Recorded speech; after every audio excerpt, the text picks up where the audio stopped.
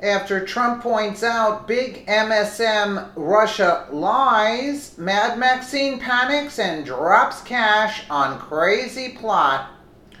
President Donald Trump was hounded by the mainstream media for shaking Russian President Vladimir Putin's hand while at a conference in Vietnam.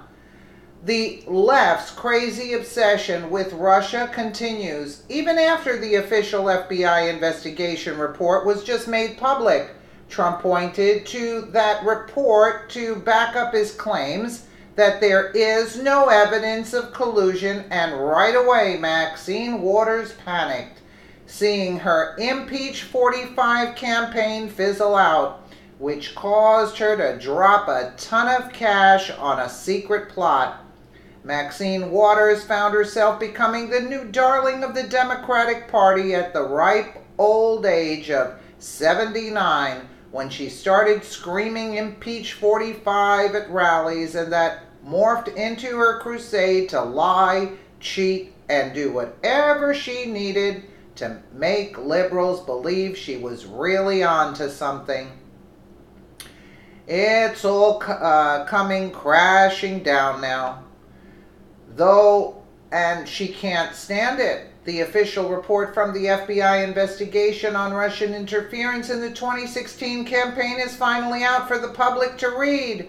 Since it was no longer under classified, quote, information, it gave Trump carte blanche to point out lies coming from the mainstream media. Trump once again pointed out that there are not 17 intelligence agencies who said our election was hacked by Russians. He also clarified that what is in the FBI investigation report proves nothing about Russians at all, and then you hear it's 17 agencies. Well, it's 3, and one is Brennan, and one is whatever. I mean, give me a break. They're political hacks, said President Trump. Trump also stated, so you look at it, I mean, you have Brennan, you have Clapper, and you have Comey. Comey is proven now to be a liar, and he's proven to be a leaker. So look at that. And you have President Putin very strongly, vehemently saying he had nothing to do with that. Now, you're not going to get into an argument. You're going to start talking about Syria and the Ukraine. What he is getting at is that the heads of those agencies who were pumping this bogus Russian narrative were all political hacks from day one. But here's the kicker that has Maxine so scared. That FBI investigation report reads like a comic strip. It identifies 2 hackers they call ATPT-29 and ATPT-28. And nowhere does it say anything about how those 2 entities are linked to Russia. The conservative Treehouse reports what the report does, well, is using technical terminology to describe common cyber activity. Example, ATPT-29 sounds looming, but really is Olaf, the imaginary, round-faced, chubby guy, probably working from his kitchen table, and ATPT-28 is an unemployed, socially isolated buddy living in mom's basement down the street. But when put into technical terms, they sound more alarming, more colluding or something. After quoting several techie paragraphs found in the report that is like gobbledygook, they add, all that nonsense is saying is a general explanation for how hacking is generally carried out. This entire FBI report is nothing more than a generalized, albeit techno-worded explanation for how Nigerians, Indians, or in this case, Russians attempt to gain your email password, etc. Nothing more.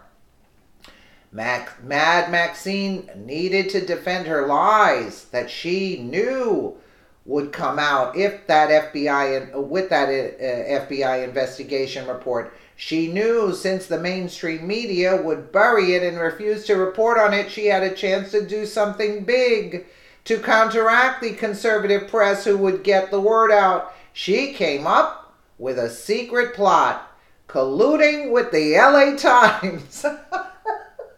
You gotta love it. Lo and behold, the Los Angeles Times comes out with a huge headline that last week that reads, Maxine Waters, it looks more and more like the Trump presidency will end in impeachment. Wow, the LA Times is going on record backing crazy anti-Maxine, even though there is no hardcore evidence anywhere to justify the fake Russian Trump collusion narrative. When you start reading it right away, the language sounds nutty, even for the liberal LA Times, and it's no wonder, since the whole thing was written by Maxine Waters herself, or more likely one of her staffers. Poor Maxine is so desperate she paid the LA Times for some space to write an editorial. Every day we learn more and more about the extent of coordination between his, meaning Trump's campaign, and the Kremlin to undermine our democracy, reports Mad Maxine via the LA Times. But she fails in the entire scathing, lying piece of work to give us any evidence of this scary Kremlin connection. You are smoking crack, you lunatic, Hollywood Resistance tweeted back to her. Well, the liberal nut jobs fell for it, and Waters got over 16,000 likes and 5,000 retweets on Twitter. But it's a losing battle, and there will be howling and screaming just like on election night when this finally ends and their Impeach 45 campaign comes tumbling down. With it will fall the legend of Mad Maxine Waters as she gets trounced in the next election by GOP challenger Omar Navarro, who as a boy grew up living in the hell of anti-Maxine's crime-ridden streets in the 43rd District in LA. Isn't that? It's hilarious to what lengths these idiots would go to. Let me know what you guys think in the comments below. And again, thank you so much for watching.